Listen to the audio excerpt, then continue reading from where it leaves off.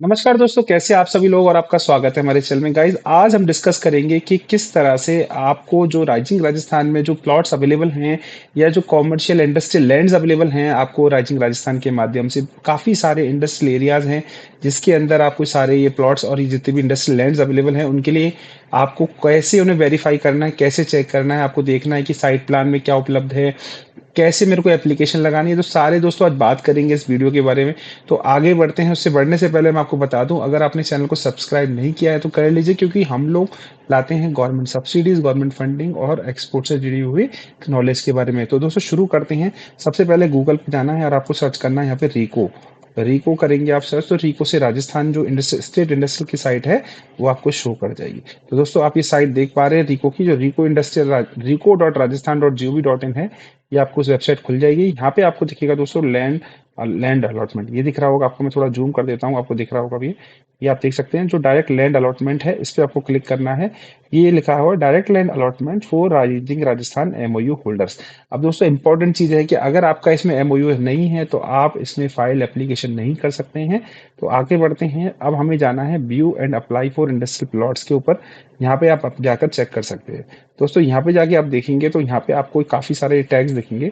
तो आपको करना है इन टैब के ऊपर, यहाँ पे डिस्ट्रिक्ट वाइज चेक कर सकते हैं, या आप देखेंगे तो पूरी ट्रेलिंग यहाँ पे सारी की सारी आपको शो कर जाएगी बिना किसी डिस्ट्रिक्ट के। मतलब दैट्स मीन यहाँ अल्फाबेटिक यहाँ पे जो भी हैं ऑप्शंस आपको शो करेंगे। अब अल्फाबेटिक में आप जैसे मान लो आप आबू रोड से शुरू हो रहा है, आबू रोड है। इसके बाद दूसरी बात करेंगे तो मतलब जो भी अल्फाबेटिक वाइज रीजन्स हैं उनकी लैंड्स यहाँ पे शो करेंगी। लेकिन आप चाहते हैं कि मैं स्पेसिफिकली किसी डिस्ट्रिक्ट की लैंड देखना चाहता हूँ, तो आप यहाँ से सेलेक्ट कर सकते हैं जयपुर। तो जयपुर के अंदर जो भी हैं तो वो आपको जयपुर के अंदर दिख जाएंगे। तो अब इसके अंदर एक इंपॉर्टेंट चीज और है यूनिट्स वाइज।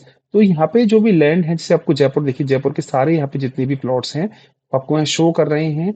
तो आप यहाँ पे चेक कर सकते हैं। अब दोस्तों इसमें अब आपको चेक करने का एक ऑप्शन और है जिसमें आप चेक कर सकते हैं यूनिट वाइज। यूनिट वाइज कैसे कर सकते हैं, मान लीजिए डिस्ट्रिक्ट आप छोड़ दीजिए, आप जयपुर के अंदर कितने तरह के रीजन्स हैं उनमें भी चेक कर सकते हैं। जैसे भी ये देखिए, जयपुर में नॉर्थ रीजन है, जयपुर में रूरल है, साउथ है, जयपुर ईपीआईपी सीतापुरा हेड ऑफिस है। इनके माध्यम से भी आप लैंड के अलॉटमेंट्स को चेक कर सकते हैं। अब दोस्तों मान के चलिए मैं एग्जांपल में जयपुर के अंदर चेक कर रहा हूँ, तो मैंने जयपुर में चेक कर लिया है। अब जयपुर के अंदर जितने भी रीजन्स के अंदर ये अवेलेबल है, जैसे मंडा के अंदर लैंड्स अवेलेबल हैं, आप देख पा रहे हैं आप। फिर इसके अलावा आपको कांट कालवार है, रेनबाल है, मथुसुला है। ये सभी जो लैंड्स आपको यहाँ पे शो कर रही हैं इनमें आप अप्लाई कर सकते हैं।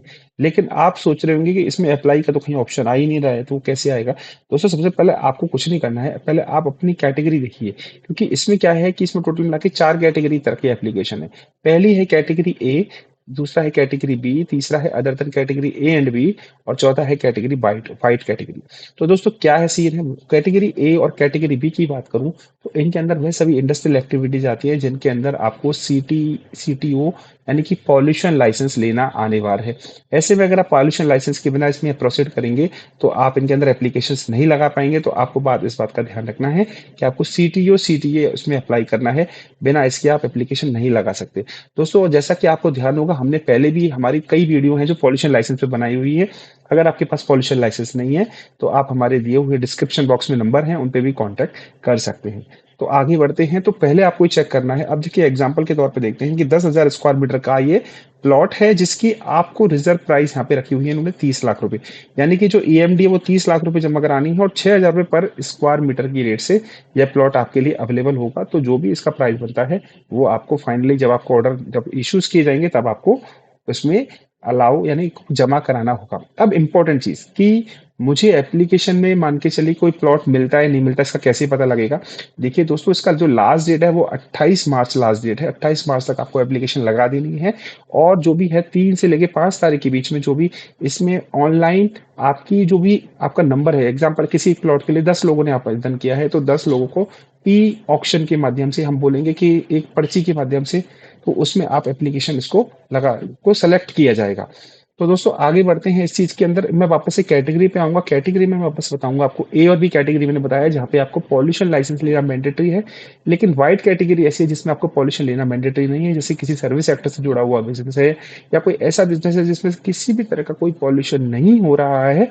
तो ऐसे केस में आपको व्हाइट कैटेगरी के माध्यम से भी एप्लीकेशन लगाई जा सकती है। आप देख रहे होंगे कई सारे प्लॉट ऐसे मिलेंगे जो व्हाइट कैटेगरी के, जैसे आप देखिए यहाँ पे कई प्लॉट हैं जो व्हाइट कैटेगरी के लिए अभी अवेलेबल है, तो वो आप उसमें व्हाइट कैटेगरी के माध्यम से लगा सकते हैं। तो दोस्तों आगे बढ़ते हैं, इसमें अब आपको देखते हैं कि डॉक्यूमेंट्स क्या-क्या शो करेंगे। एग्जांपल मान के चलिए मैं कोई सी भी कैटेगरी के अंदर दिखाता हूँ, मान लीजिए व्हाइट कैटेगरी के अंदर दिखाता हूँ, तो आप यहाँ पे डॉक्यूमेंट्स व्यू कर सकते हैं। यानी आप एरिया का जो प्रॉपर्टी का एरिया है वो भी आप उसका फोटो देख सकते हैं। जैसे देखिए ये इस तरह का प्रॉपर्टी का एरिया वहाँ पे आपको दिख रहा है। ये लैंड जहाँ पे जिस जगह प्लॉट है उस जगह का एरिया की फोटो है। अब बात करते हैं हम लोग अगला कि किस तरह से उसमें और क्या-क्या डॉक्यूमेंट्स हैं। आप देखेंगे इसमें गूगल अर्थ मैप की लोकेशन है, साइट प्लान इसके अंदर इस जो भी ये प्लॉट है, आप इस प्लॉट की साइट प्लान से सबसे अच्छा तरीका है कि आप देख सकते हैं कि कितने मीटर का रोड है, आपका कितने साइज प्लॉट की साइज है, देख सकेंगे। ये इस प्लॉट की साइज है 80 बाई 50 की साइज है और एक कॉर्नर का प्लॉट है क्योंकि इसमें दोनों साइड रोड दिख रहा है आपको। तो इस तरह से हम आइडेंटिफाई कर सकते हैं कि कॉर्नर का प्लॉट है। तो इन सभी माध्यमों से आप चेक कर सकते हैं। इसके कैटेगराइजेशन ऑर्डर है, लेआउट प्लान है, एरिया है, तो वो सभी चीजें आप यहाँ पे आप चेक कर सकते हैं। क्योंकि सारे डॉक्यूमेंट्स आपको मिल जाएंगे। ये आपका पूरा नक्शा है जिस भी इंडस्ट्रियल एरिया के अंदर ये प्लॉट बनाया काटा गया है। तो दोस्तों इसके में आगे बढ़ते हैं और आगे हम चेक करते हैं कि अब आप एप्लीकेशन के लिए हमें कैसे प्रोसेस करना है। दोस्तों इसके लिए आपके पास सबसे इंपॉर्टेंट है एसएसओ आईडी होनी चाहिए। उस एसएसओ आईडी पे एक थोड़ा सा लंबा प्रोसीजर है। इसके अंदर आपको एसएसओ आईडी के माध्यम से आपको वापस से रिको के ऑप्शन पे जाकर इसे अप्लाई करना होगा। और दोस्तों इसमें इंपॉर्टेंट चीजें जब आप अप्लाई करेंगे तो तुरंत आपको जो भी इसका रिजर्व प्राइस है, यानी कि मान के चलिए एग्जांपल मान के चलते हैं ये 6000 स्क्वायर पर रुपए पर स्क्वायर मीटर का प्लॉट है। तो आप 10,000 स्क्वायर मीटर की जो लैंड ले रहे हैं, यानी कि मोटा मोटा 6 करोड़ का जो प्लॉट बनता है, इसका 5% आपसे हर प्लॉट पे ईएमडी ली जाएगी। यानी कि आपको 5% ईएमडी जमा करानी है। आप एक से ज्यादा भी प्लॉट के लिए आप आवेदन कर सकते हैं, लेकिन जो इसके अंदर सिलेक्शन होगा, अगर एक से ज्यादा प्लॉट के लिए एप्लीकेशन लगाई गई है तो वो इलेक्ट्रॉनिक कहते हैं कि हम पर्ची सेलेक्ट करके, जैसे हम लोग फिजिकली कोई पर्ची सेलेक्ट करते हैं, ऐसे ही ऑनलाइन भी आपको आपकी मान लीजिए कि आपको सेलेक्ट किया जाएगा और सेलेक्ट करके आपको ये ऑर्डर कर दिया जाएगा। इसकी वापस मैं बताता हूँ, 28 मार्च लास्ट डेट है। और साथ में इसके अंदर आपकी जो 3 अप्रैल से लेके 5 अप्रैल के बीच में इसके जो ई ऑक्शन यानी कि ई पर्ची माध्यम से जो भी आपको सेलेक्ट किया जाएगा उनको इसके बारे में इंटीमेटेड कर दिया जाएगा।